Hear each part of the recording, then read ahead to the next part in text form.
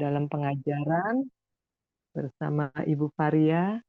Seperti tadi sudah saya sebutkan, temanya adalah melakukan kehendaknya. Silakan Bu Varia. Baik, selamat malam teman-teman semua. Kembali kita Malam. berjumpa. Iya, ah, kali ini kita mau sama-sama belajar tentang melakukan kehendak Bapa. Menurut saya ini tema yang penting karena Yesus sendiri loh yang minta kepada kita untuk melakukan kehendak Bapa. Kita lihat ya, melakukan kehendaknya. Ya, eh, di dalam Injil juga Yesus sangat tegas mengatakan waktu ditanya sama muridnya, siapakah ibuku dan siapakah saudaraku, ya kan? Dan Yesus mengatakan, ibuku dan saudaraku adalah semua orang yang melakukan kehendak Bapa. Nah, di dalam doa Bapa kami itu kita juga fokusnya diutamakan jadilah kehendakmu. Jadi bagaimana kita tahu untuk tahu kehendak Bapa itu seperti apa? Lalu kalau kita sudah tahu kehendaknya, saya rasa baru bisa kita melakukan. Nah, kita semua juga tahu hukum yang terutama, ya kan? Apa waktu Yesus ditanya, Guru, apakah hukum yang utama dan yang terutama? Dan Yesus mengatakan dengan jelas, hukum yang terutama dan utama adalah kasih kepada Allah Bapa dan kasih kepada sesama. Nah, itu ya. Baik, sekarang kita mau melihat di sini juga dikatakan, jikalau kamu tahu semua ini, maka berbahagialah kamu jika kamu melakukannya. Nah, jadi yang paling penting di sini menekankan bahwa yang berbahagia adalah orang yang mau melakukan kehendak Bapa. Begitu ya. Sekarang kita melihat dari catatan harian Faustina. Ya, silahkan. Siapa yang mau membaca? 682. Semakin nyata, aku merasa bahwa Allah telah mengubah diriku. Semakin besar keinginanku untuk membenamkan diri dalam keheningan. Kasih akan Allah berarti melaksanakan pekerjaannya di dalam lubuk jiwaku. Aku tahu bahwa perutusan yang dipercayakan Tuhan kepadaku sedang dimulai. Iya. Baik, terima kasih Oma Frida. Nah, mari kita lihat sekarang ya. Faustina menuliskan pengalaman pribadinya. Bahwa dia merasa merasa perubahan, merasakan adanya perubahan dalam dirinya. Ya, Faustina mengatakan semakin nyata. Aku merasa bahwa Allah telah mengubah diriku. Nah, ini Faustina begitu peka karena dia dia tahu ada sesuatu yang berubah dalam dirinya. Lalu semakin besar keinginanku untuk membenamkan diri dalam keheningan. Jadi Faustina juga merasakan semakin hari semakin relasi pribadi dia dengan Tuhan itu semakin nyata, semakin dekat ya. Maka Faustina semakin sering melakukan meditasi. Dalam keheningan, dalam meditasi itu kita bisa merasakan dekat dan bersatu dengan Tuhan. Ya. Lalu Faustina mengatakan, kasih kepada Allah artinya mau melaksanakan pekerjaan. Jadi maka tadi hukum yang terutama dan utama, kasihilah Allahmu dengan segenap hatimu, dengan segenap akal budimu, ya, dan dengan segenap kekuatanmu. Itu hukum kasih yang terutama.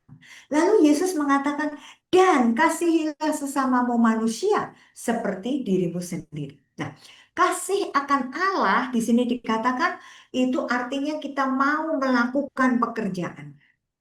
Contoh yang nyata adalah Yesus. Yesus yang adalah Allah rela meninggalkan kediamannya di surga. Hmm? Karena apa? Karena begitu besar kasih Allah kepada manusia, maka ia mengaruniakan putranya yang tunggal, supaya siapa yang percaya kepadanya tidak binasa, melainkan memperoleh hidup yang kekal. Itu dari pihak Allah. Allah mencintai manusia sehingga dia mengutus putranya untuk menyelamatkan kita. Tetapi kita lihat dari Yesusnya. Dari Yesus yang diutus ke dunia. Yesus tahu perutusannya sangat amat berat. Dia sebagai manusia pun dia merasakan sangat mengerikan, berat. Karena dia harus di, di dia harus disalibkan. Maka pada waktu di Taman Getsemani, kita lihat Yesus mengatakan apa? Ya Bapa, kalau boleh cawan ini berlalu daripadaku. Karena Yesus sebagai manusia, 100% manusia, Yesus juga merasakan mengerikan sampai digambarkan dia juga berpeluh darah. Kematian Yesus di kayu salib itu menunjukkan betapa besarnya cinta kasihnya kepada Bapa. Maka Yesus mau mengajarkan kepada kita semua, kalau kita mengatakan aku mencintai Allah Bapa, Yesus mengajarkan kepada kita, buktikan. Cara membuktikannya gimana? Kita juga harus melaksanakan pekerjaan Bapaknya. Nah, jadi sangat jelas. Yesus diutus oleh Bapaknya untuk menyelamatkan manusia. Walaupun Yesus harus menanggung penderitaan di kayu salib. Tapi dia lakukan. Nah, sekarang Faustina. Faustina juga sangat merasakan perutusan. Faustina mengatakan, aku tahu bahwa perutusan yang dipercayakan Tuhan kepadaku sedang dimulai. Dan kita semua tahu apa yang dilakukan Faustina sepanjang hidupnya. Sejak dia dipilih, sejak dia dipanggil, dipilih secara khusus untuk menjadi Rasul Kerahiman. Semua kita tahu riwayat Faustina. Enak? Enggak. Dia harus menderita sengsara juga. Ya, dia dihina oleh suster-suster biaranya. Dia dianggap orang gila, ya kan? Dibully terus. Pokoknya benar-benar secara perasaan Faustina itu sudah hancur-hancuran karena dibully terus. Bahkan Muder Jenderalnya ya tidak percaya akan apa yang pengalaman yang diceritakan Faustina. Bahwa dia sungguh-sungguh dekat dengan Tuhan, dia sungguh-sungguh dengar apa yang dikatakan Tuhan, dan segala sesuatu yang dilakukan itu diperintahkan oleh Tuhan. Tapi apa yang terjadi? Dianggap orang gila, ya kan?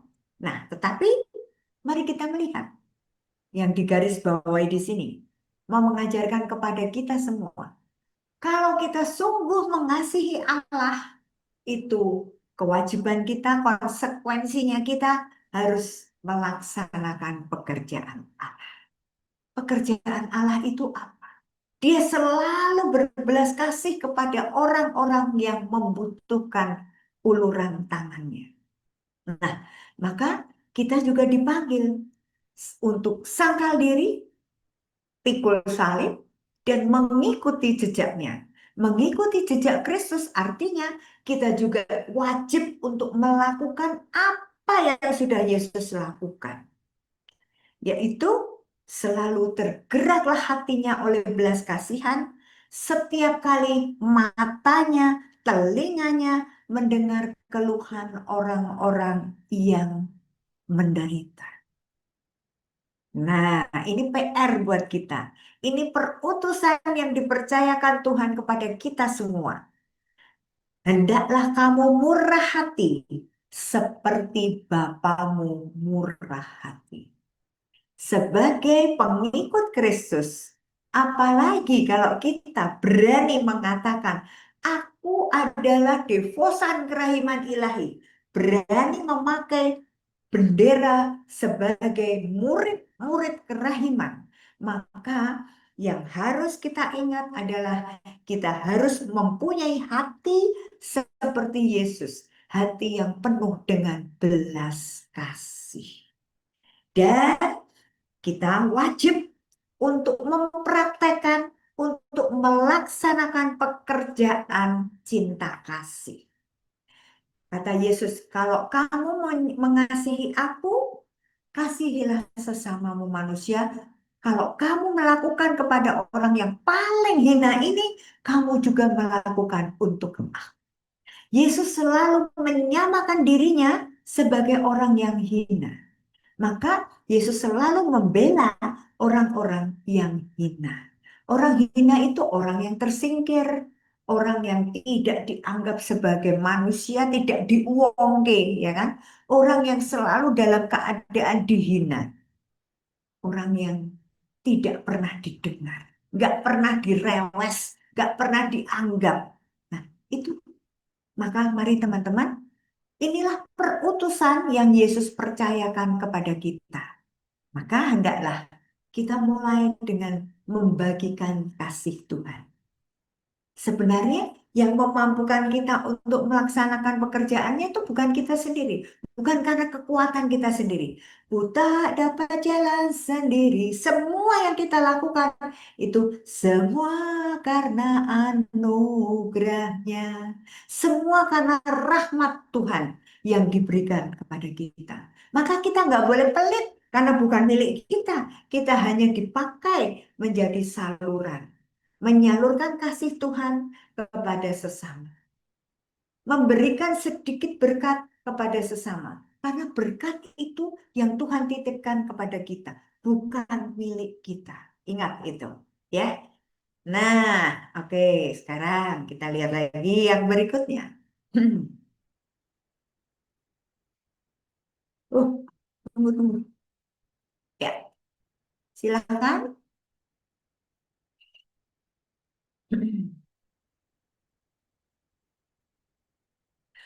Bu Ros, suaranya belum ada. Sorry. BHSF 1644. Putriku, untuk karya kerahiman ini, bekerjalah sekuat tenaga sejauh diizinkan oleh ketaatan. Paparkanlah dengan jelas kepada Bapak pengakuanmu, permintaanku yang paling kecil, dan biarlah dia yang akan mengambil keputusan. Bagaimanapun, mereka tidak boleh lalai. Tetapi, laksanakanlah segala sesuatu dengan setia. Kalau tidak, aku tidak akan berkenan padamu. Iya, baik. Terima kasih, Bu Ros. Terima Nah, kasih. ini pesan Yesus kepada Faustina. Bekerjalah sekuat tenaga sejauh itu diizinkan oleh ketaatan. Karena Faustina itu sebagai biarawati yang hidupnya di biara dan dia harus segala sesuatu itu harus seizin moderator, seizin pimpinan. Ya, jadi Hosea diberi tugas suruh menceritakan, paparkanlah dengan jelas, menceritakan apapun kepada Bapak pengakuanmu. Semua permintaan Yesus, ya. Karena Yesus itu selalu ngomong sama Faustina, kamu harus begini, kamu harus begini. Jadi Yesus mau supaya Faustina menceritakan kepada Bapak pengakuan, ya. Dan kita lihat di sini, dan biarlah dia yang akan mengambil keputusan. Yesus memakai Bapak pengakuan, yaitu Pastor Sopoćko, untuk menjadi wakilnya. Maka dia mempercayakan semuanya untuk Pastor Sopoćko mengambil keputusan. Karena Yesus yakin bahwa Pastor Sopoćko yang dipilih itu juga menjadi wakilnya, sehingga dia tahu apa yang dimaksud dengan Yesus. Sehingga pada saat Pastor Sopoćko mengambil keputusan, itu selaras atau sejalan dengan apa yang menjadi rencana dan kehendak Tuhan. Nah, perintah Yesus kepada Faustina, untuk bekerja sekuat tenaga, dan laksanakanlah segala sesuatu dengan setia. Jadi teman-teman, semua perintah Yesus itu kita harus melakukan dengan sekuat tenaga dan melaksanakan dengan setia. Kuncinya adalah kesetiaan. Setia. Ternyata susah untuk setia ya.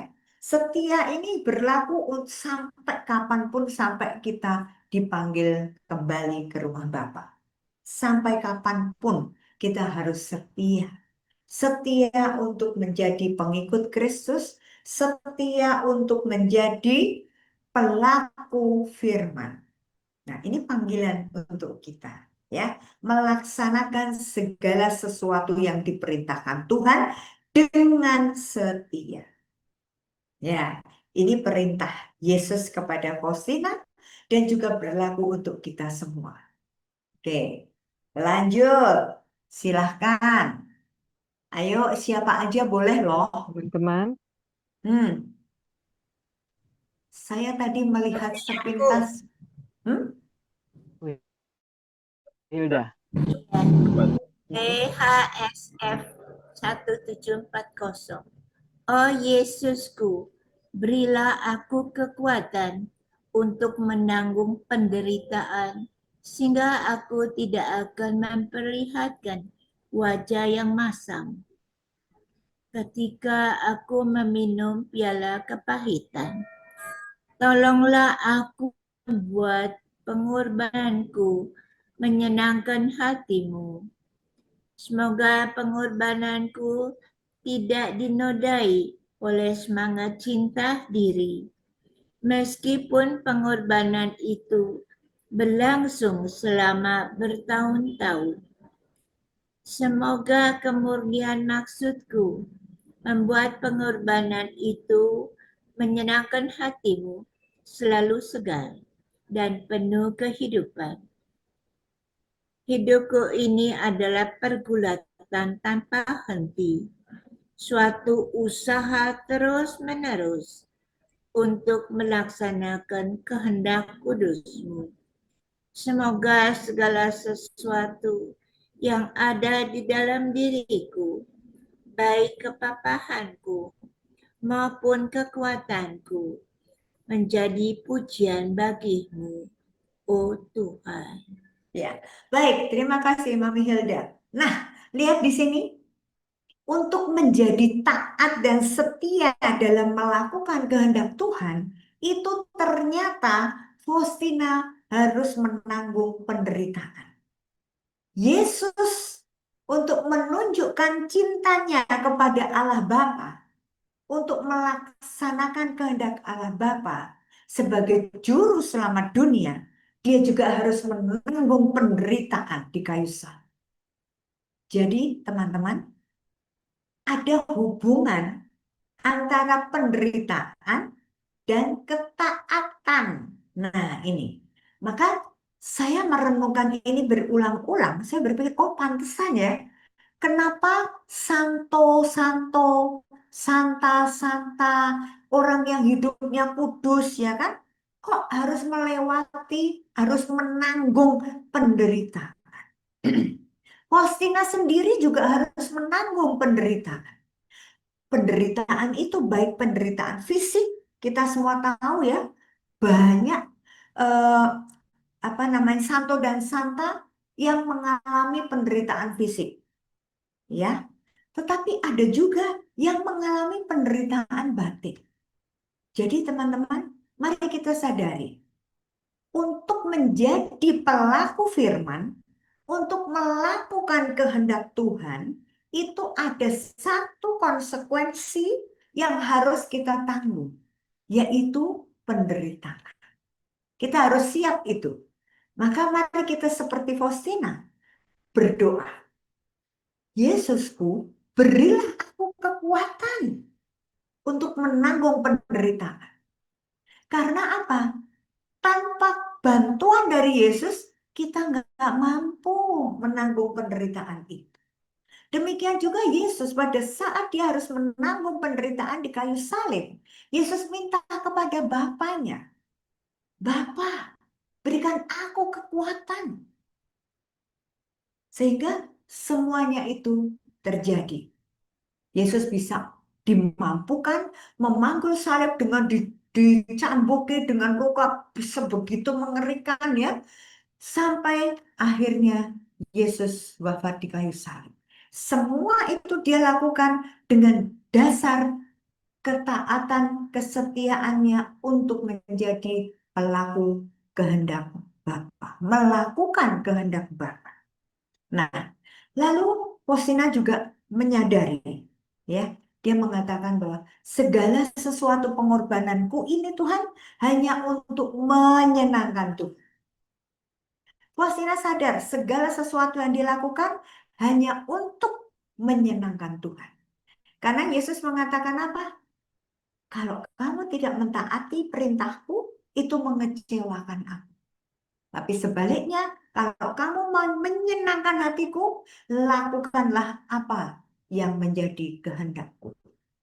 Demikian juga Yesus. Yesus mau menyenangkan hati Bapaknya, maka dia berani menanggung penderitaan di kayu salib. Nah, itu ya teman-teman ya. Lalu kita belajar apa yang dikatakan Faustina. Tolonglah aku membuat pengorbananku menyenangkan hatimu. Fokusnya hanya pada Tuhan. Tuhanku mau menyenangkanmu. Dengan apa kita menyenangkan Tuhan? Tuhan mengatakan kalau kamu melakukan semua kehendakku, kamu telah menyenangkan aku.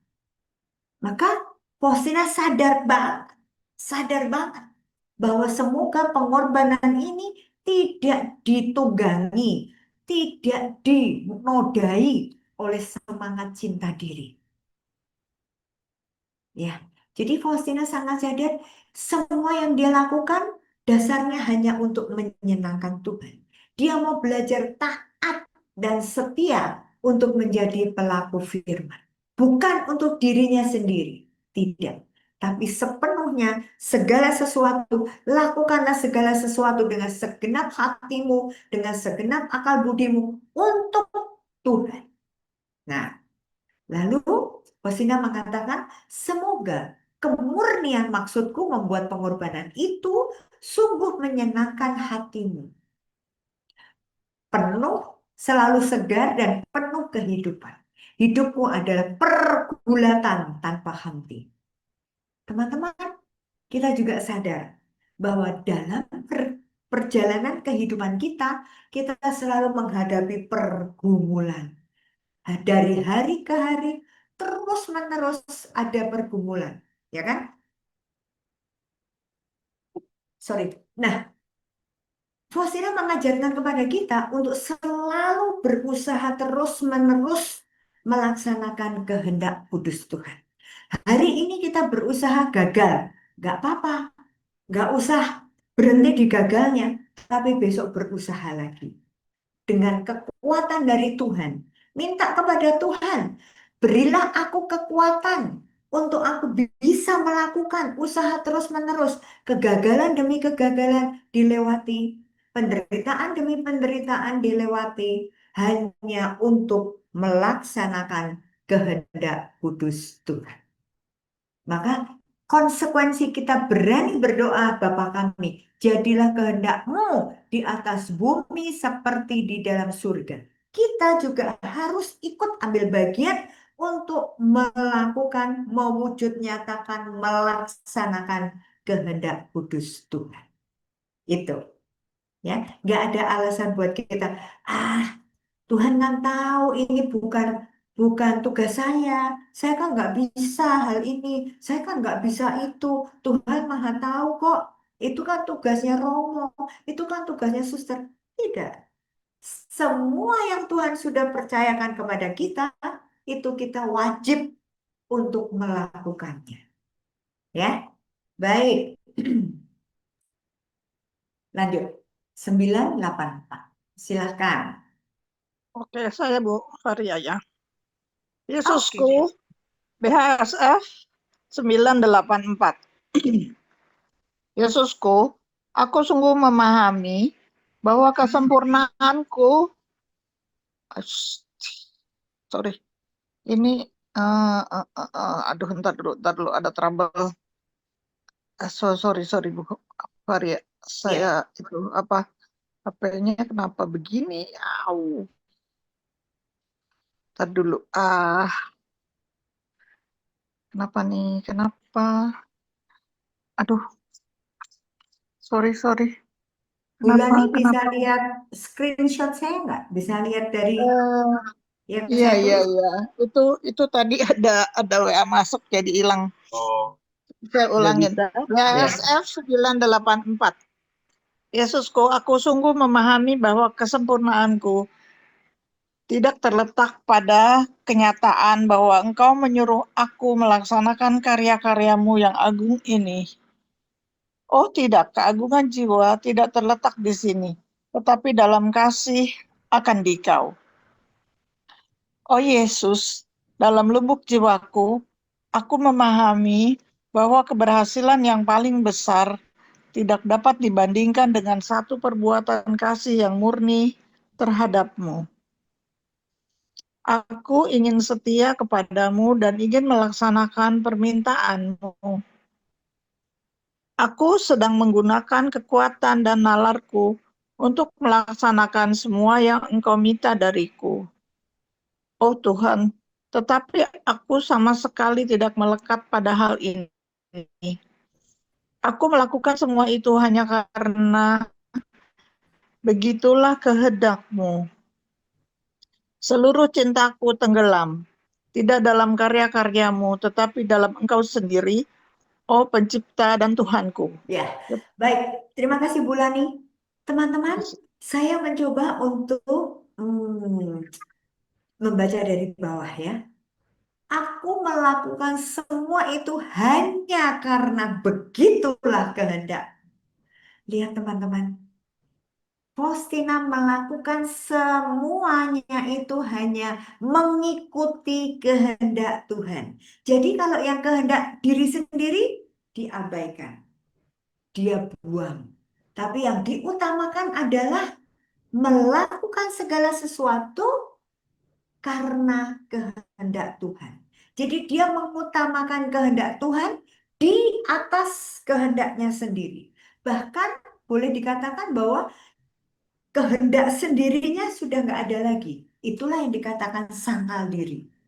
Ya, maka perhatikan, kita setiap kali doa, ya, kita mengatakan jadilah kehendakmu di atas bumi seperti di dalam surga.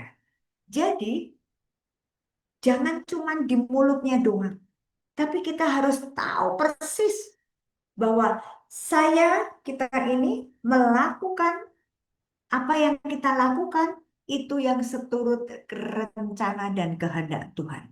Bukan mengikuti kehendak kita sendiri. Maka sebagai murid Kristus syarat pertama sangkal diri itu ini maksudnya. Sangkal diri. Bukan melakukan apa yang aku mau, tetapi melakukan apa yang menjadi kehendak Tuhan. Nah, lalu bagaimana? Bagaimana semuanya itu akan terjadi? Bagaimana bisa terwujud? Syaratnya apa? Menyadari. Aku sedang menggunakan kekuatan dan nalarku untuk melaksanakan semua yang kau minta dariku. Tadi, nomor yang sebelumnya, Yesus mengatakan, lakukan dengan segenap kekuatan, dengan segenap akal budimu. Ya, Yesus mau. Yesus tahu kok ukuran kita, seberapa kita mampu.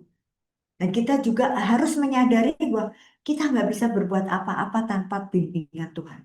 Maka Faustina tadi juga mengatakan, Tuhan, bantulah aku, tolonglah aku, berikan aku kekuatan untuk melakukan semua ini. Dengan penuh kesadaran bahwa diri kita ini adalah nothing. Kita nggak bisa berbuat apa-apa tanpa Tuhan.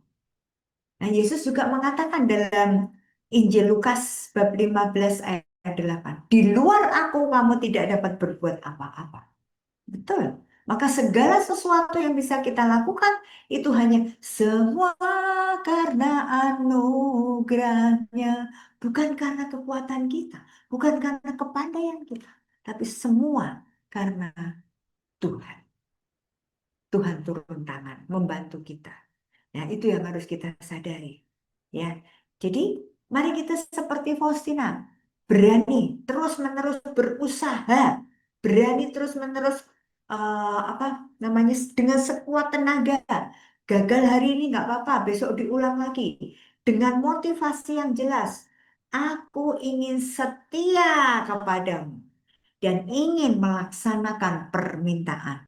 Nah, beranikah kita, Anda dan saya, beranikah kita selalu mengutamakan kehendak Tuhan? Dan apakah kita sungguh-sungguh berani dengan setia ingin melaksanakan permintaan Tuhan? Hanya ingin melakukan kehendak Tuhan saja. Kehendak kita mana? Kita sudah hilangkan. Ya, sangkal diri, ego kita nggak ada lagi, kehendak kita nggak ada lagi. Tapi kita mau fokus mengarahkan pikiran tenaga kita hanya untuk melaksanakan kehendak Tuhan. Seturut dengan permintaan Tuhan. Ya, permintaan Tuhan itu apa? Tadi dari awal saya udah bilang, kasih. Mengasihi Allah dan mengasihi sesama. Maka kenapa kok bentuknya salib? Ya, salib itu sebagai simbol Allah mengajarkan kepada kita, ya, kita lihat salib kita masing-masing. Allah mengajarkan kepada kita hubungan vertikal ke atas, hubungan ke atas ya. Saya salibnya kecil ini ya. Hubungan antara Allah dan manusia, vertikal. Dan juga hubungan antara manusia dan sesamanya. Nah, jadi semakin jelas. Kalau kita berani mengatakan, aku mencintai Tuhan, aku mengasihi Tuhan, tetapi kita memusuhi sanak saudara kita, apalagi yang sekandung, banyak sekarang terjadi bermusuhan. Bahkan ada orang tua, hubungan orang tua dan anak. Anak bisa mengatakan, mulai sekarang itu bukan orang tua saya lagi. Itu bukan mama saya lagi. Itu bukan papa saya lagi. Sebaliknya, orang tua juga bisa mengatakan, sejak saat ini dia bukan anak saya lagi. Kok bisa? Itu namanya menyangkal apa yang sudah Tuhan berikan. Menyangkal apa yang menjadi rencana dan kehendak Tuhan. Karena kita semua dalam berkeluarga, kita menjadi anak dari orang tua kita, bukan kebetulan dan bukan maunya kita. Tetapi ini kehendak Tuhan. Maka semestinya kita menyadari bahwa apapun yang saat ini kita sedang jalani, itu semuanya adalah seturut kehendak Tuhan. Kalau yang tidak seturut kehendak Tuhan, tidak akan terjadi. Roma 8:28. Allah turut bekerja dalam segala. Nah, maka teman-teman, mari kita terus menyadari ya bahwa aku ingin setia. Setia itu penting. Jangan kalau pas lagi kita ada maunya dengan Tuhan, itu relasi kita dengan Tuhan baik. Tapi kalau tidak ada maunya ya, misalnya lagi nggak punya kebutuhan, kita lupa doa. Tapi kalau ada sesuatu, permintaan, novena, tiap hari ke gereja misa pagi, ya, karena ada sesuatu. Kita ngotot, kita minta pada Tuhan. Tapi Tuhan minta kepada kita setia untuk melaksanakan kehendak Tuhan. Nah, ini PR buat kita semua, ya. Apakah kita berani untuk fokus, ya? Mata kita hanya tertuju kepada kehendak Tuhan. Maukah kita menyadari hidup kita ini di dunia ini hanya untuk melakukan kehendak Tuhan? Nah, kalau kita sungguh-sungguh menyadari hal ini, maka kita tidak akan pernah goyah. Kita nggak akan pernah bisa dibelokkan oleh godaan apapun itu. Karena kita berpegang erat pada kehendak Tuhan. Jadi ukurannya gampang. Pada saat saya ikut retret tentang mengasihi Tuhan, ya, itu Romo pembimbing retretnya mengatakan bagaimana kita tahu kalau kita sudah mengikuti kehendak Tuhan, melakukan kehendak Tuhan. Tolak ukurnya di mana? Nah, Romo pembimbing itu mengatakan begini, lihat aja, apakah tingkah laku kita, perkataan kita, perbuatan kita, apakah itu sudah menunjukkan cinta kasih? Kalau kita mengasihi sesama, nggak mungkin kita mengeluarkan kata-kata yang menghujat atau kata-kata yang menghina. Betul ya?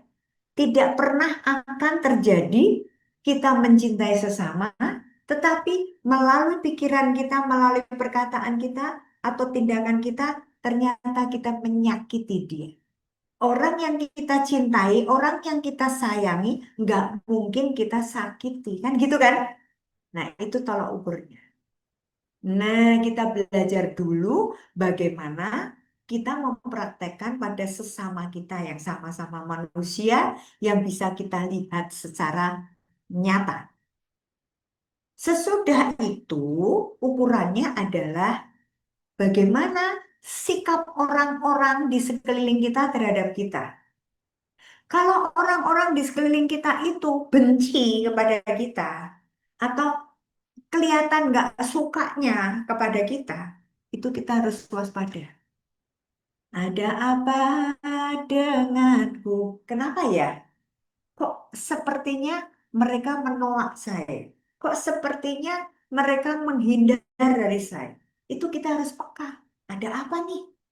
Oh, mungkin karena mereka tersinggung dengan omongan saya. Mungkin perbuatan saya yang tidak disukai mereka, dan seterusnya. Maka mawas diri itu, mengoreksi diri sendiri itu sangat penting. Kenapa ya? Kok hari ini saya ketemu sama Bu Rosi, kok kayaknya Bu Rosi cuek banget sih sama saya ya? Jutek gitu. Nah, itu mesti kita mikir, ada apa ya? Biasanya nggak gitu loh. Biasanya tuh kalau dari jauh aja seneng banget ketemu gitu ya. Tapi ini ada sesuatu yang berubah. Harusnya kita peka. Kenapa ya? Nah, jadi kita boleh melihat, menilai diri kita sendiri itu cerminnya adalah lihat dari reaksi orang-orang yang ada di sekeliling kita. Maka Yesus selalu memberikan pertanyaan pada murid-murid. Menurutmu siapakah aku ini?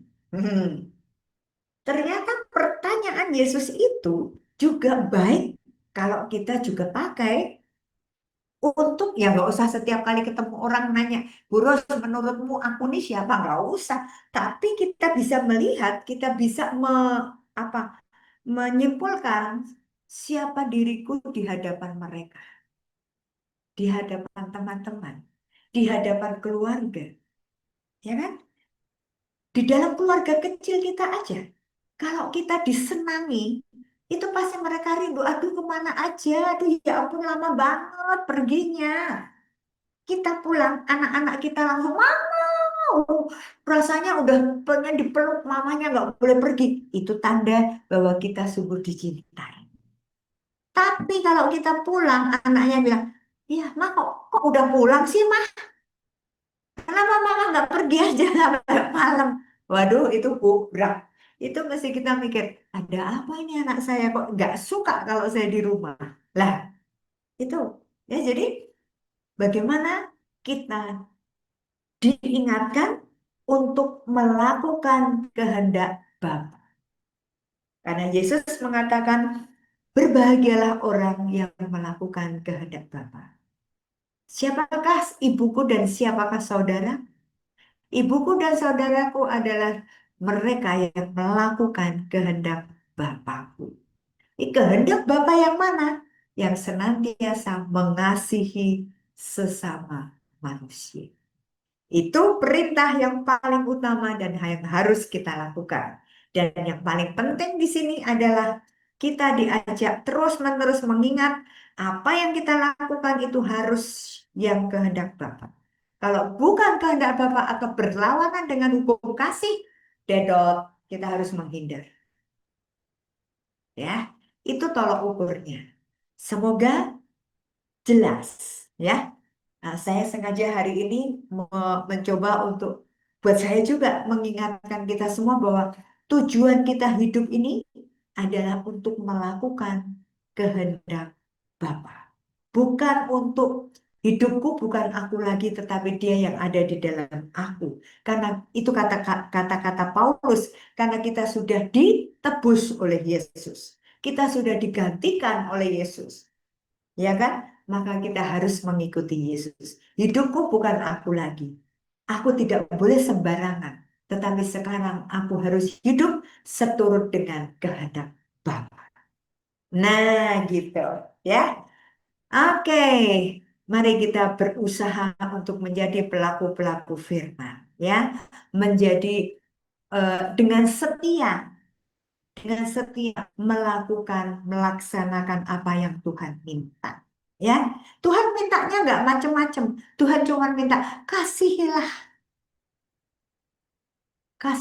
sesamamu manusia seperti kamu mengasihi dirimu sendiri. Kasihilah Tuhan Allahmu dengan segenap hatimu, dengan segenap akal budimu, kan begitu? Ya, hanya dua, mengasihi Tuhan dan mengasihi sesama. Amin. Semoga kita semua dimampukan untuk itu. Ya, baik. Saya kembalikan ke Bu Ros. Makasih, Bu Maria. Ini kali ini ayat nomor-nomornya ini benar-benar ya. Ada kalau catatan saya banyak yang baru-baru juga nih Bu Fari. Jadi yang belum ada. Biasanya kan Ibu Fari ada ulang berapa ini, tapi ini banyak yang baru. Terima kasih. Dan selanjutnya dari teman-teman ada yang ingin bertanya atau mau sharing? Iya, saya berharap sharing ya supaya kita berbagi Iya. pengalaman bagaimana sih melakukan kehendak Bapa. Ya, ini ada teman-teman Nah, itu dari memang nggak gampang ya, tapi kita harus berjuang. Ya, dari ini gerejanya Bu Faria ya, dari Bartolomeus juga. ada Ibu ada Vero, teman saya Ibu Taman Vero, Galaksi ya, ya. ya Ibu Vero Sinta. Ibu Lah, Rini, ini ada dari Medan loh. Saya mengundang teman saya Ibu dari Medan. Pak Ibu Rini ya. Andreas, Lain. Pak Andreas, boleh Iya, berbagi Andreas Pak? Saya udah lama nggak Andreas ketemu Pak Intan, Andreas saya. Pak Dari Andreas Halo, Medan. apa Intan. kabar, Ibu? Ya, Ya. Horas Bah. Ya, Bu, Horas. Gimana? Saya dengar kok tadi bagus, Bu. Makasih ya, Bu, udah undang saya ya. Iya, Terima kasih. jangan cuma Ya, terima kasih aja Pak Andreas. Saya juga kangen ya, Pak ya Andreas kalau melakukan sharing. kehendak. Iya sih, sharing ya. Ya. Mungkin saya yang kedua sebentar. Kalau ada yang satu dulu. Oh, oke. Pak Andreas selalu Pak. rendah hati. Nggak mau Aduh, jadi yang jangan. pertama. Baik, silahkan siapa yang mau pertama? Nggak usah takut, ini kan dari kita untuk kita.